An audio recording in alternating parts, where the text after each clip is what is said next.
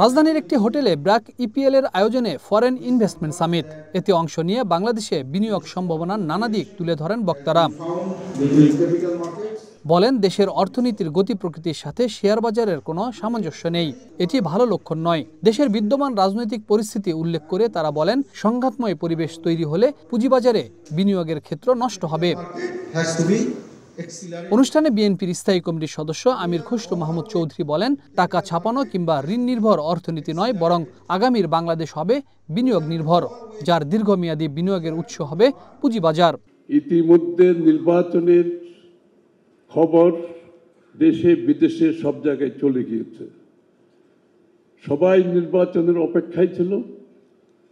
যেহেতু নির্বাচনের খবর ছড়িয়ে পড়েছে, দেশের মধ্যে উদ্যোক্তারা প্রস্তুতি নিচ্ছে, দেশের বাইরের উদ্যোক্তারা প্রস্তুতি নিচ্ছে, যার ফল আজকে আমরা এখানে দেখতে পাচ্ছি। আমির খসরু বলেন, বিএনপি ক্ষমতায় গেলে ক্ষমতার বিকেন্দ্রীকরণ করবে, যা পুঁজিবাজারের জন্য সহায়ক হবে। Bangladesh has a great potential with artisans.